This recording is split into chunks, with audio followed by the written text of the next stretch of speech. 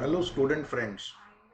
आज का मेरा टॉपिक का डिस्कशन है, should we remove the group system from CA final exams.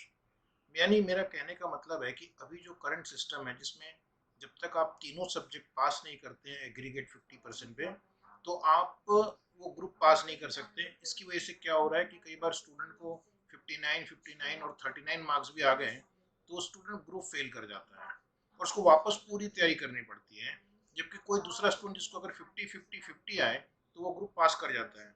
तो टोटल अगर हम देखें तो पहले वाले स्टूडेंट का ज़्यादा है लेकिन उसे फेल डिक्लेयर कर दिया जाता है। ग्लोबली अभी किसी भी प्रोफेशनल एग्जाम में ऐसा ग्रुप सिस्टम नहीं रह गया है, चाहे वो सीपी एग्जाम हो, एसीसीए की एग्जाम्स हो, जहाँ पर अगर आपने एक सब्जेक्ट पास कर लिया तो सब्जेक्ट आप एक पर्टिकुलर पीरियड के लिए पास डिक्लेयर कर दिया जाता है, जैसे 12 मंथ्स या 18 मंथ्स के लिए।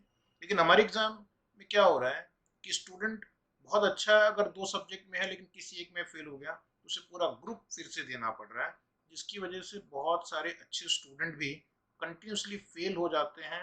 तो मेरा ऐसा सजेशन है कि इंस्टीट्यूट को ये फाइनल से कम हो सके तो इंटर से भी, हो सके तो फाउंडेशन से भी, लेकिन कम से कम फाइनल से तो एक ग्रुप सिस्टम हटना ही चाहिए।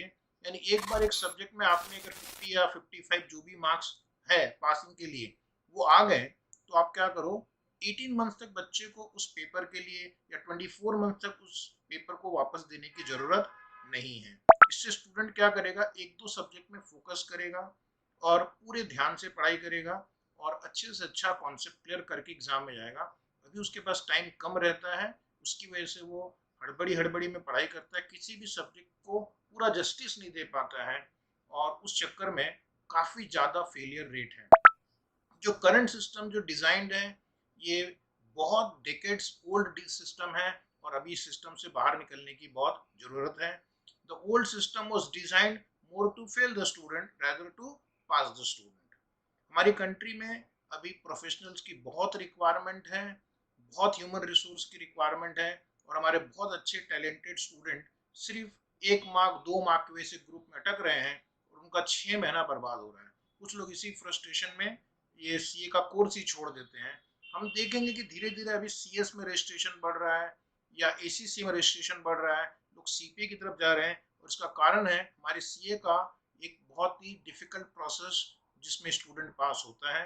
इसमें कोई खुशी की बात नहीं है कि हमने इतना कॉम्प्लेक्स सिस्टम डिजाइन किया है जिसमें बच्चे बार बार फेल होते हैं। This system is design to fail the student, not to pass the student. और ये बहुत बड़ा ड्रॉबैक है। मान लो ये सिस्टम बहुत साल पहले से चल रहा है, इसका मतलब ये नहीं कि हमें उसको वापस देखने की जरूरत नहीं है। अब समय आ गया है कि हम पूरे सिस्टम को ओवरहॉल करें, एक बार फिर से देखें कि क्या ये ग्रुप सिस्टम की रिक्वायरमेंट है आज की तारीख में, एंड उसके बाद फिर हम एक बार डिसीजन लें। जो मैंने स्टूडेंट से डिस्कस किया है, कई स्टूडेंट्स का यही कहना है कि अगर एक ग्रुप सिस्टम निकल जाए तो वो अपनी कन्वीनियंस से, अपनी स्पीड से एक सब्जेक्ट पे ज़्यादा फोकस कर करके वो धीरे धीरे करके वो सारे के सारे ग्रुप्स के सब्जेक्ट्स निकाल सकता है, सारे सब्जेक्ट्स निकल जाएंगे। इससे हमारा पासिंग रेट अच्छा हो जाएगा और इससे हमारे कंट्री में और प्रोफेशनल्स लोग जुड़ पाएंगे। अभी बहुत सारे अच्छे स्टूडेंट भी घर पे बैठ के तैयारी करते रहते हैं, फिर एग्ज़ाम के बाद फिर तैयारी करते हैं, तो उनका बहुत टाइम एनर्जी वेस्ट होता है और काफ़ी लोग डिप्रेशन में भी चले जाते हैं। तो मेरा इंस्टीट्यूट से रिक्वेस्ट है कि आप ये फाइनल में ग्रुप सिस्टम को रिविजिट करें और हो सके तो ग्रुप सिस्टम को हटा दें। मैंने इस बारे में इंस्टीट्यूट के सेंट्रल काउंसिल मेंबर को भी लिखा है, मैंने एग्जामिनेशन बॉडीज़ को भी लिखा है, लेकिन कोई अभी तक कॉन्क्रीट जवाब नहीं आया है। मैं चाहता हूँ कि आप ये वीडियो ज़्यादा से ज़्यादा लोगों को शेयर करें ताकि ये मैसेज इंस्टीट्यूट तक पहुँचे किसी भी तरह, और ये बहुत ही वक्त की रिक्वायरमेंट है कि ये ग्रुप सिस्टम निकल जाए। तो thank you very much and I wish you all the best.